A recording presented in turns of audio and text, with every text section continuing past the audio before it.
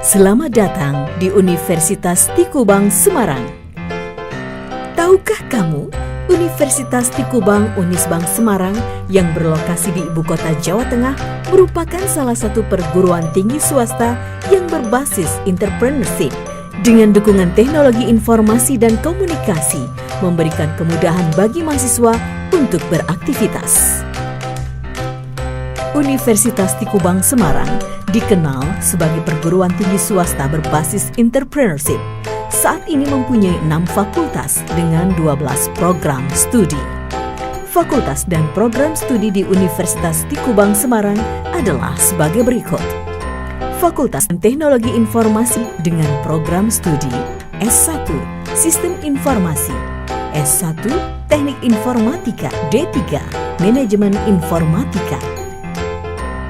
Fakultas Ekonomi dan Bisnis dengan program studi S1 Manajemen, S1 Akuntansi, D3 Keuangan Perbankan. Fakultas Hukum dengan program studi S1 Ilmu Hukum. Fakultas Pariwisata dengan program studi D3 Perhotelan. Fakultas Bahasa dan Ilmu Budaya dengan program studi S1 Sastra Inggris. Fakultas Teknik dengan program studi S1 Teknik Industri.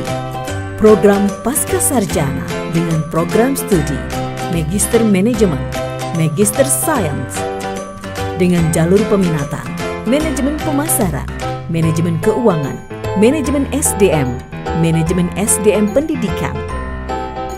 Program Profesi Akuntansi, bergelar akuntan, beregistrasi negara dari Departemen Keuangan. Ayo, bergabunglah bersama Uun, Anis, dan Bambang menjadi mahasiswa Unisbank.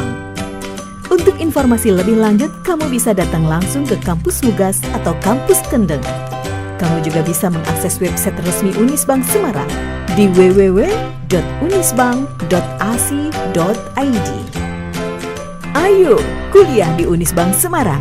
Langkah pasti jadi sarjana dan wirausaha. Universitas Tikubang Unisbank Semarang, Entrepreneurial IT Best University. Assalamualaikum warahmatullahi wabarakatuh. Perkenalkan, nama saya Wahyu Diantri Handayani dengan NIM 1905520044, kelas Akuntansi A2. Saya di sini sebagai mahasiswa Universitas Tikubang Semarang dengan program studi S1 Akuntansi, Fakultas Ekonomika dan Bisnis. Pada video kali ini, saya akan memaparkan 2 materi mengenai yang pertama yaitu SA 560 tentang peristiwa kemudian dan SA 570 tentang kelangsungan usaha yang diampu oleh Bapak Arif Himawan Dwi Nugroho, SE AK MMCA CPA. Sebelum berlanjut ke materi, di sini saya akan menjelaskan sedikit mengenai Universitas Tikubang Semarang, terutama untuk Fakultas Ekonomika dan Bisnis.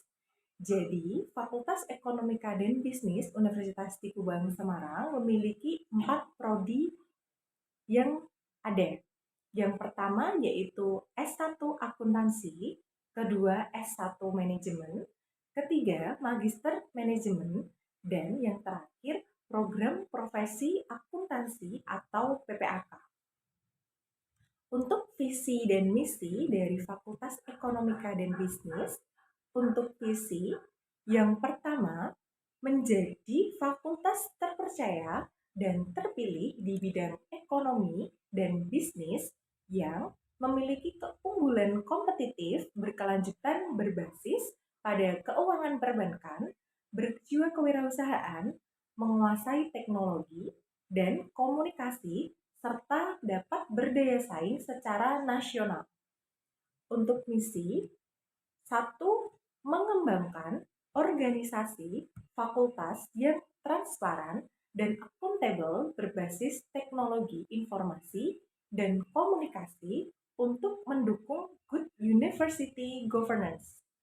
Kedua, menyelenggarakan pendidikan yang berbasis keuangan perbankan berorientasi pada perkembangan dunia usaha dan industri untuk mendukung lulusan yang mempunyai daya saing global, berjiwa kewirausahaan, dan menguasai teknologi informasi dan komunikasi. Ketiga, menciptakan suasana akademik yang ramah dan bersahabat guna menghasilkan lulusan yang berbudi pekerti, luhur, mau dan mampu bekerja sama, berjiwa kewirausahaan, rajin, ulet, inovatif, dan mampu berdaya saing secara lokal, regional, dan nasional. Kelima, melaksanakan dan meningkatkan penelitian di bidang ekonomi, sumber daya manusia, pemasaran, keuangan, dan perbankan yang inovatif dan bernilai ekonomis yang berkelanjutan. Keenam, melaksanakan dan meningkatkan pengabdian kepada masyarakat sesuai dengan perkembangan ilmu, pengetahuan, dan kebutuhan masyarakat. Ketujuh, menyelenggarakan pelatihan dan konsultasi sesuai dengan kompetensi, fakultas, dan kebutuhan masyarakat. Kedelapan, membangun kompetensi profesional para dosen dan menyelenggarakan uji kompetensi secara kontinu untuk memperoleh sertifikasi dari lembaga-lembaga sertifikasi. Kesembilan, menjalin kerjasama secara berkelanjutan dengan lembaga pendidikan, lembaga penelitian, pemerintah, dunia usaha, dan industri, serta institusi lain, serta masyarakat di tingkat lokal, regional, dan nasional. Selanjutnya, menjalin hubungan dengan lembaga pendidikan luar negeri untuk ilmu-ilmu ekonomi dan bisnis seperti manajemen, akuntansi, dan perbankan. Visi selanjutnya yaitu menjalin kerjasama secara berkelanjutan dengan lembaga pendidikan, lembaga penelitian, pemerintah, dunia usaha, dan institusi, serta institusi lain, serta masyarakat di tingkat lokal, regional, dan nasional. Dan yang terakhir, yaitu menjalin hubungan dengan lembaga pendidikan di luar negeri untuk ilmu-ilmu ekonomi dan bisnis seperti manajemen, akuntansi, dan perbankan. Untuk tujuan dari Fakultas Ekonomi dan Bisnis Unisbank ini sendiri, yang pertama yaitu tercapainya penyelenggaraan tata kelola yang baik dan profesional di seluruh lingkungan Fakultas Ekonomi dan Bisnis. Kedua, menghasilkan lulusan yang bertakwa kepada Tuhan, cerdas dan cakap dalam bidang ekonomi dan bisnis berbasis keuangan dan perbankan. Ketiga, menghasilkan desain sistem administrasi yang mampu menyiapkan seluruh program studi memperoleh akreditasi A. Dan yang terakhir yaitu menghasilkan rancangan pengembangan dosen studi lanjut tentang strata 3. Jadi, selain itu, Fakultas Ekonomika dan Bisnis Unisbank Semarang ini sudah berakreditasi A. Jadi, bagi teman-teman atau adik-adik yang berminat untuk masuk ke Unisbank, terutama di bidang Fakultas Ekonomi dan Bisnis, silahkan masuk saja karena akreditasi di tempat kami sudah bagus dan dosen-dosen yang mengajar sudah profesional di bidangnya. Untuk dari segi pembelajaran sendiri, terutama di saat pandemi seperti ini, di Universitas Tikubang Semarang sudah sangat dipermudah dengan aplikasi bernama e-learning Unisbank. Di dalam e-learning itu sudah sangat lengkap dan mencakup semua materi-materi secara rinci yang akan dijelaskan oleh dosen pengampu masing-masing. Baik, itu tadi seputar perkenalan tentang Universitas Tikubang Semarang, terutama Fakultas Ekonomika dan Bisnis. Lanjut saja kita ke materi berikutnya. Oke, di sini saya akan membahas materi mengenai standar audit 560 tentang peristiwa kemudian. Jadi, pokok bahasan yang terdapat pada standar audit ini, yang pertama tentang pendahuluan, kedua tentang tujuan, ketiga tentang definisi, dan yang terakhir tentang ketentuan. Yang pertama mengenai pendahuluan. Jadi, sebelum masuk ke pendahuluan, ada terdapat 3 subbab materi. Yang pertama mengenai ruang lingkup, kedua mengenai peristiwa kemudian, dan yang ketiga mengenai tanggal efektif. Oke, di sini kita masuk pada ruang lingkup. Jadi, standar audit ini berhubungan dengan tanggung jawab auditor berkaitan dengan peristiwa kemudian dalam suatu audit atas laporan keuangan. Selanjutnya mengenai peristiwa kemudian. Laporan keuangan mungkin dipengaruhi oleh peristiwa tertentu yang terjadi setelah tanggal laporan keuangan. Banyak kerangka pelaporan keuangan secara khusus merujuk pada peristiwa tersebut. Kerangka pelaporan keuangan tersebut biasanya mengidentifikasi 2 jenis peristiwa. Yang pertama, peristiwa yang menyediakan bukti tentang kondisi yang ada pada tanggal laporan keuangan. Contohnya itu seperti realisasi aktiva akhir tahun yang dicatat seperti piutang usaha dan persediaan pada jumlah yang berbeda dari yang dicatat penyelesaian estimasi kewajiban akhir tahun yang dicatat seperti pengadilan atau litigasi dan jaminan produk. Yang kedua, tentang peristiwa yang menyediakan bukti tentang kondisi yang telah terjadi setelah tanggal laporan keuangan. Contohnya seperti yang pertama, penerbitan obligasi jangka panjang seperti saham preferen dan saham biasa. Yang kedua, kerugian akibat bencana seperti kebakaran atau banjir. Dan yang ketiga, yaitu yang terakhir, tentang pembelian dari suatu perusahaan. Lanjut ke materi tanggal efektif. Jadi, standar audit ini berlaku efektif untuk audit atas laporan keuangan untuk periode yang dimulai atau setelah tanggal yang pertama untuk emiten 1 Januari 2013 dan untuk entitas selain emiten 1 Januari 2014. Tujuan. Jadi, tujuan auditor pada standar audit ini yang pertama untuk memperoleh bukti audit yang cukup dan tepat. Kedua, merespon secara tepat fakta yang diketahui oleh auditor. Materi yang ketiga, nomor 3 mengenai definisi.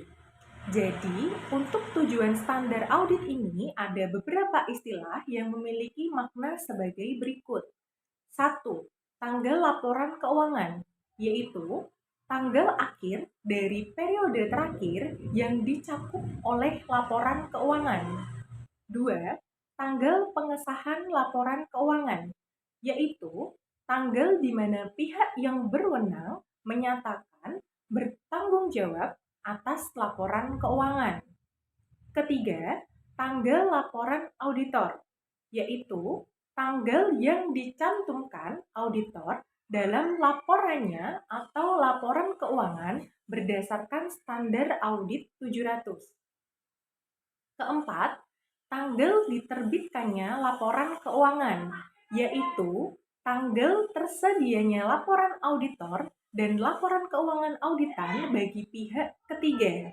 Dan yang terakhir yaitu peristiwa kemudian, yaitu peristiwa yang terjadi di antara tanggal laporan keuangan dan tanggal laporan auditor dan fakta yang diketahui oleh auditor setelah tanggal laporan auditor.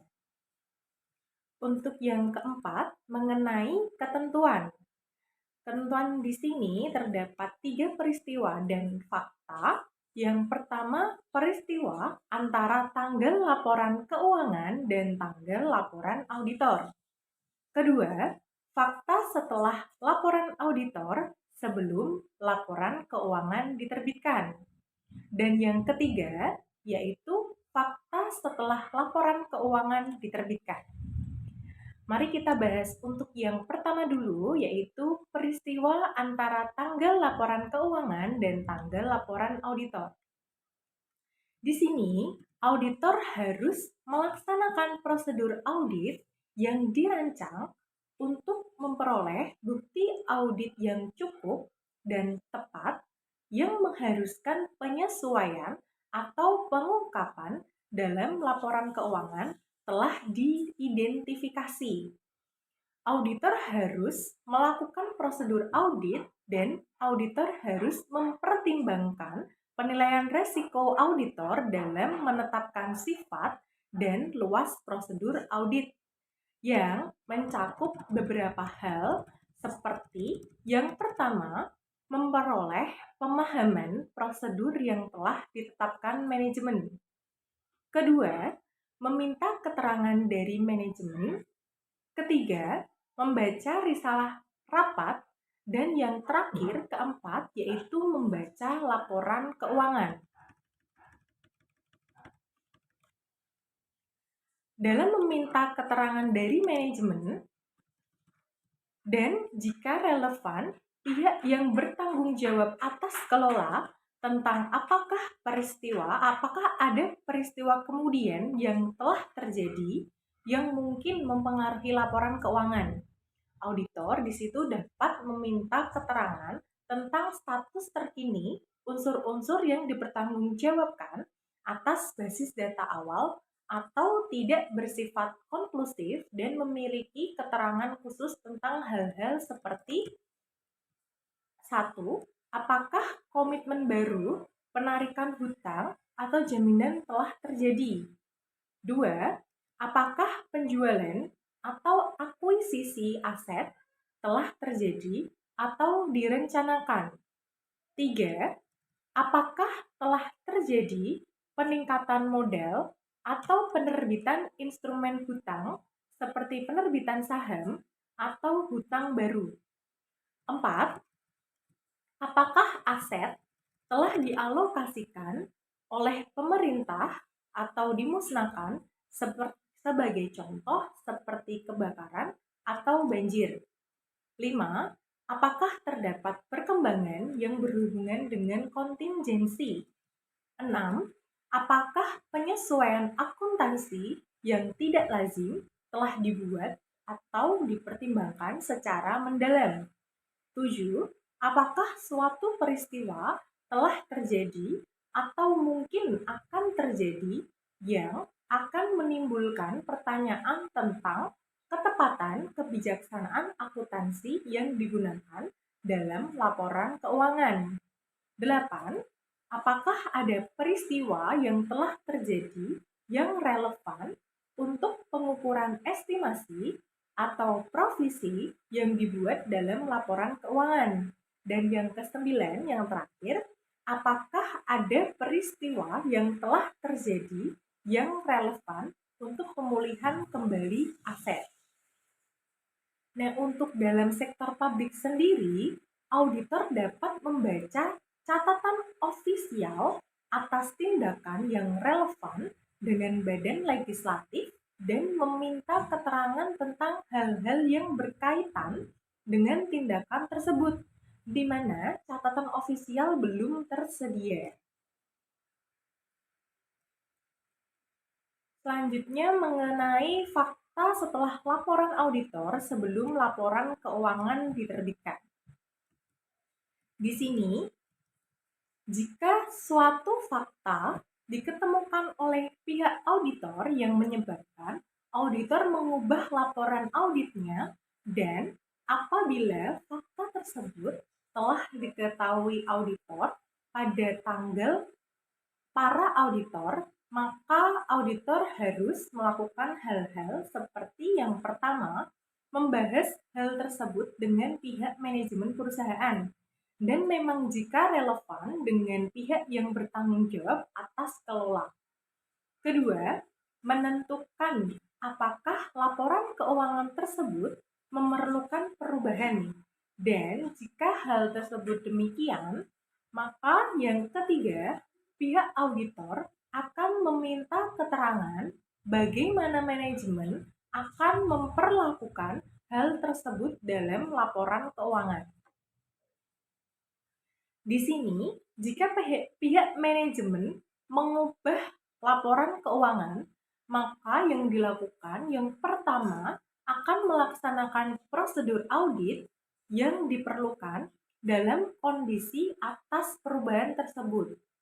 Jadi, jadi prosedur audit yang dilakukan itu akan sesuai dengan kondisi yang terjadi, kecuali jika kondisi yang tertera pada paragraf 12 Standar Audit 560 itu terjadi, maka yang dilakukan yang pertama akan memperluas prosedur audit yang disebutkan pada paragraf 6 dan 7 Standar Audit 560 sampai pada tanggal laporan auditor baru dan menyediakan suatu laporan auditor baru atas laporan keuangan yang telah diubah. Laporan auditor yang baru tidak dapat diberi tanggal lebih awal daripada tanggal persetujuan atas perubahan laporan keuangan. Selanjutnya mengenai fakta setelah laporan keuangan diterbitkan. Jika kondisi seperti ini terjadi dan jika laporan keuangan telah diterbitkan, suatu fakta diketahui oleh pihak auditor dan fakta tersebut diketahui pada tanggal laporan auditor yang mungkin dapat menyebabkan auditor mengubah laporan auditnya.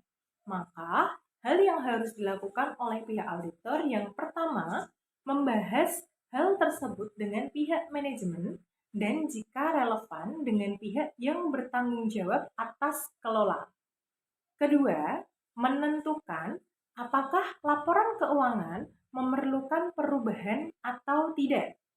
Dan yang ketiga, meminta keterangan bagaimana manajemen bermaksud untuk menyelesaikan hal tersebut dalam laporan keuangan.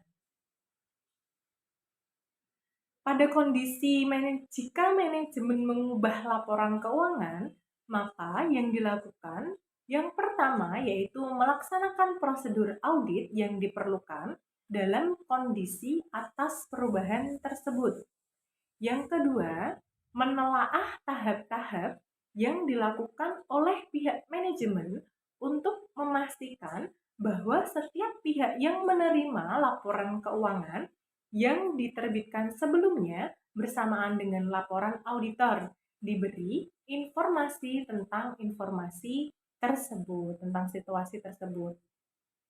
Dan kecuali jika kondisi pada paragraf 12 berlaku, maka hal yang dilakukan yang pertama akan memperluas prosedur audit yang disebutkan dalam paragraf 6 dan 7 sampai pada tanggal laporan auditor baru dan laporan auditor baru tidak lebih awal daripada tanggal persetujuan atas perubahan laporan keuangan dan menyerahkan laporan auditor baru atas laporan keuangan yang diubah. Oke, itu tadi pemaparan materi mengenai standar audit 560 tentang peristiwa kemudian. Selanjutnya kita akan beralih ke materi bab selanjutnya. Oke, untuk materi yang selanjutnya yaitu mengenai standar audit 570 tentang kelangsungan usaha. Jadi, untuk kelangsungan usaha sendiri ini terdiri dari 3 pokok bahasan materi. Yang pertama mengenai pendahuluan, kedua mengenai tujuan, ketiga mengenai ketentuan. Kita beralih pada yang pertama yaitu pendahuluan. Di dalam pendahuluan ini terdapat 4 subbab materi yang akan kita bahas. Yang pertama mengenai ruang lingkup, kedua mengenai asumsi kelangsungan usaha, Ketiga, tentang tanggung jawab penilaian atas kemampuan entitas untuk mempertahankan kelangsungan usahanya. Dan yang keempat mengenai tanggal efektif. Pertama, kita akan membahas mengenai ruang lingkup terlebih dahulu. Dalam standar audit 570 ini mengatur tanggung jawab auditor dalam audit atas laporan keuangan yang berkaitan dengan penggunaan asumsi kelangsungan usaha oleh manajemen dalam penyusunan laporan keuangan. Mengenai asumsi kelangsungan usaha. Berdasarkan asumsi kelangsungan usaha, suatu entitas dipandang bertahan dalam bisnis untuk masa depan yang dapat diprediksi. Untuk memprediksi masa depan ini dilihat dari laporan keuangan perusahaan. Nah, untuk laporan keuangan perusahaan terdiri dari laporan yang memang bertujuan untuk umum dan laporan yang bertujuan untuk khusus. Untuk laporan keuangan bertujuan umum disusun atas suatu basis kelangsungan usaha kecuali manajemen bermaksud untuk melikuidasi entitas atau menghentikan operasinya atau tidak memiliki alternatif yang realistis selain melakukan tindakan tersebut di atas. Kedua, laporan keuangan bertujuan khusus yang dapat atau belum tentu disusun sesuai dengan suatu kerangka pelaporan keuangan yang relevan dengan basis kelangsungan usaha. Dalam bab tanggung jawab penilaian atas kemampuan entitas untuk mempertahankan kelangsungan usahanya. Nah, hal ini, dalam kerangka pelaporan keuangan lain, kemungkinan tidak terdapat ketentuan eksplisit bagi manajemen untuk membantu suatu penilaian spesifik tentang kemampuan entitas dalam mempertahankan kelangsungan usahanya. Namun, karena asumsi kelangsungan usaha merupakan suatu prinsip yang fundamental dalam penyusunan laporan keuangan ini mengharuskan pihak manajemen untuk menilai kemampuan entitas dalam mempertahankan kelangsungan usahanya. Bahkan, ketika kerangka pelaporan keuangan tidak mencakup suatu ketentuan eksplisit untuk melakukan hal tersebut. Nah, pihak manajemen akan membuat pertimbangan untuk mempertahankan kelangsungan usahanya.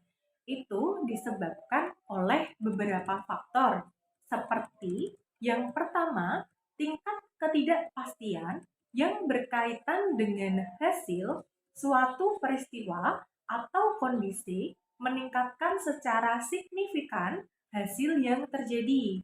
Dan untuk alasan tersebut, kebanyakan kerangka pelaporan keuangan yang mencantumkan secara eksplisit adanya keharusan suatu penilaian oleh manajemen menyebutkan periode kapan manajemen diharuskan untuk mempertimbangkan seluruh informasi yang tersedia.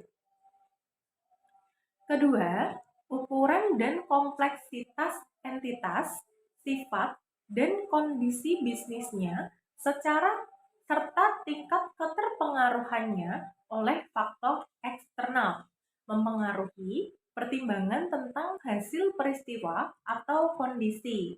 Dan yang terakhir, setiap pertimbangan tentang masa depan didasarkan atas informasi yang tersedia ketika pertimbangan dilakukan. Peristiwa setelah tanggal pelaporan dapat menghasilkan keluaran yang tidak konsisten dengan pertimbangan yang wajar ketika pertimbangan tersebut dilakukan.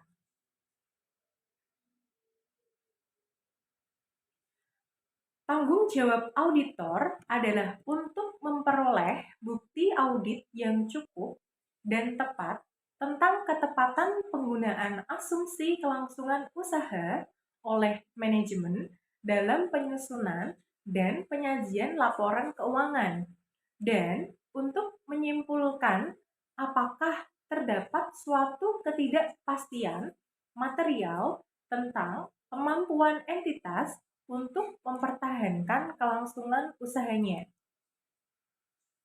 Selanjutnya mengenai tanggal efektif. Standar audit ini berlaku efektif atas laporan keuangan untuk periode yang dimulai pada atau setelah tanggal 1 Januari 2013 untuk emiten, yang kedua 1 Januari 2014 untuk entitas selain emiten. Kedua, mengenai tujuan. Tujuan auditor yaitu yang pertama, untuk memperoleh bukti audit yang cukup dan tepat tentang ketepatan penggunaan asumsi kelangsungan usaha oleh manajemen dalam penyusunan laporan keuangan.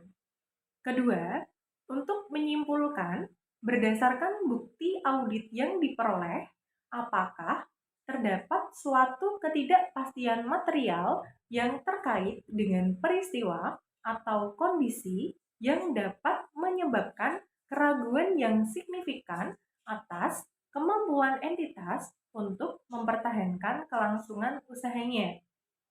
Ketiga, untuk menentukan dampak terhadap laporan keuangan. Ketiga, mengenai ketentuan. Jadi, ketentuan yang dilakukan terdapat 10 ketentuan. Yang pertama, prosedur penilaian resiko dan aktivitas terkait. Kedua, pengevaluasian atas penilaian manajemen. Ketiga, periode setelah penilaian manajemen. Keempat, prosedur audit tambahan ketika peristiwa atau kondisi teridentifikasi. Kelima, kesimpulan audit dan pelaporan. Keenam, penggunaan asumsi kelangsungan usaha sudah tepat, tetapi terdapat suatu ketidakpastian material. 7. Penggunaan asumsi kelangsungan usaha yang tidak tepat. Kedelapan, keengganan manajemen untuk membuat atau memperluas penilaiannya. Kesembilan, komunikasi dengan pihak yang bertanggung jawab atas tata kelola. Dan yang ke-10, penundaan signifikan dalam persetujuan atas laporan keuangan. Lanjut ke yang pertama tadi, mengenai prosedur penilaian risiko dan aktivitas terkait. Ketika melakukan prosedur penilaian risiko, auditor harus menentukan apakah manajemen telah melakukan suatu penilaian awal terhadap kemampuan entitas untuk mempertahankan kelangsungan usaha. Jika telah dilakukan, maka akan mendiskusikan dengan pihak manajemen dan menentukan apakah manajemen telah mengidentifikasi peristiwa secara individual atau kolektif. Tetapi jika belum dilakukan, maka auditor akan mendiskusikan dengan manajemen basis penggunaan asumsi kelangsungan usaha dan meminta keterangan apakah terdapat peristiwa secara individual atau kolektif. Untuk yang kedua, mengenai pengevaluasian atas penilaian manajemen. Dalam mengevaluasi penilaian manajemen, auditor harus mempertimbangkan apakah penilaian manajemen mencakup seluruh informasi yang relevan yang diketahui oleh auditor berdasarkan hasil audit yang dilakukannya. Nah, untuk itu, dalam mengevaluasi penilaian manajemen, auditor harus mencakup periode yang sama dengan periode yang digunakan oleh manajemen. Tetapi, jika periode kurang dari 12 bulan, maka manajemen harus memperluas periode penilaiannya menjadi sekurang-kurangnya 12 bulan. Ketiga, mengenai periode setelah penilaian manajemen. Auditor harus menanyakan kepada manajemen tentang pengetahuan manajemen atas peristiwa atau kondisi setelah periode penilaian manajemen yang dapat menyebabkan keraguan signifikan atas kemampuan entitas untuk mempertahankan kelangsungan usahanya. Lanjut ke nomor 4, mengenai prosedur audit tambahan ketika peristiwa atau kondisi teridentifikasi. Nah, jika kondisi ini terjadi, maka prosedur yang relevan dalam ketentuan paragraf 16 yang harus dilakukan, yaitu yang pertama, menganalisis dan membahas arus kas, laba, dan perakiraan relevan lainnya dengan manajemen. Kedua, menganalisis dan membahas laporan keuangan interim terakhir entitas yang tersedia. Yang ketiga, membaca persyaratan perjanjian pinjaman dan menentukan apakah terdapat pelanggaran persyaratan tersebut. Keempat, membaca risalah rapat pemegang saham, pihak yang bertanggung jawab atas tata kelola, dan komite-komite yang relevan untuk mengetahui adanya kesulitan pendanaan.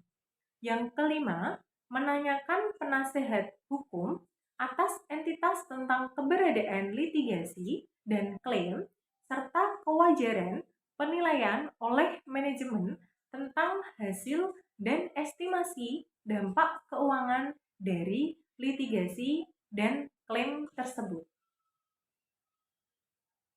Keenam, mengkonfirmasi keberadaan, legalitas, dan kemampuan penegakan dari pengaturan untuk menyediakan atau memelihara dukungan keuangan dari pihak berelasi dan pihak ketiga, serta menilai kemampuan keuangan dari pihak-pihak tersebut dalam menyediakan dan tambahan.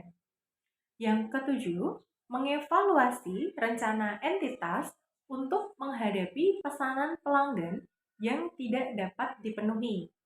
Yang kedelapan, melaksanakan prosedur audit atas peristiwa yang terjadi setelah tanggal pelaporan untuk mengidentifikasi peristiwa-peristiwa yang memitigasi atau mempengaruhi kemampuan entitas untuk mempertahankan kelangsungan usahanya.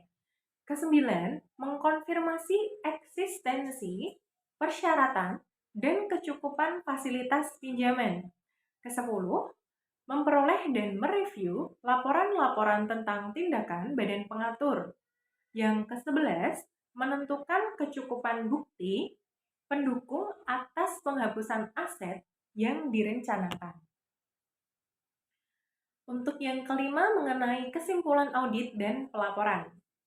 Di sini auditor harus menyimpulkan apakah terjadi ketidakpastian atau tidak pengumpakan. Atas ketidakpastian diperlukan untuk jika dalam hal kerangka penyajian laporan keuangan wajar, maka penyajian yang wajar dimaksudkan untuk penyajian yang wajar atas laporan keuangan. Nah, untuk dalam hal kerangka kepatuhan, laporan keuangannya itu tidak menyesatkan pihak pembaca. Yang keenam, mengenai penggunaan asumsi kelangsungan usaha sudah tepat, tetapi terdapat suatu ketidakpastian material. Jika hal ini terjadi, maka auditor harus menentukan apakah laporan keuangan menjelaskan secara memadai peristiwa atau kondisi utama yang dapat menyebabkan keraguan signifikan atas kemampuan entitas untuk mempertahankan kelangsungan usahanya dan rencana manajemen untuk menghadapi hal tersebut. Mengungkapkan secara jelas bahwa terdapat ketidakpastian material yang terkait dengan peristiwa tersebut dan oleh karena itu, entitas kemungkinan tidak mampu untuk merealisasikan aset dan melunasi liabilitasnya dalam kegiatan bisnis normal. Untuk yang ketujuh, mengenai penggunaan asumsi kelangsungan usaha yang tidak tepat. Nah, jika hal ini terjadi, maka pihak auditor harus menyatakan opini tidak wajar terhadap laporan keuangan perusahaan. Yang kedelapan, mengenai keengganan manajemen untuk membuat atau memperluas penilaiannya. Jika manajemen tidak mau membuat atau memperluas penilaiannya, bila diminta untuk melakukan hal itu oleh auditor, maka auditor harus mempertimbangkan implikasinya terhadap laporan keuangan. Yang kesembilan, komunikasi dengan pihak yang bertanggung jawab atas tata kelola. Auditor harus mengkomunikasikan dengan pihak yang bertanggung jawab atas tata kelola yang mungkin menimbulkan keraguan signifikan atas kemampuan entitas. Komunikasi ini harus meliputi seperti yang pertama, apakah peristiwa atau kondisi merupakan suatu ketidakpastian yang material. Kedua, apakah penggunaan asumsi kelangsungan usaha sudah tepat dalam penyusunan dan penyajian laporan keuangan. Dan yang ketiga, yaitu kecukupan penggunaan terkait laporan keuangan. Lanjut ke nomor yang 10, yaitu yang terakhir mengenai penundaan signifikan dalam persetujuan atas laporan keuangan. Auditor harus menanyakan alasan penundaan tersebut. Jika auditor meyakini bahwa penundaan tersebut mungkin terkait dengan peristiwa atas kondisi yang berkaitan dengan kelangsungan usaha, maka auditor harus melakukan prosedur audit tambahan serta mempertimbangkan pengaruhnya terhadap kesimpulan auditor tentang keberadaan suatu ketidakpastian yang material.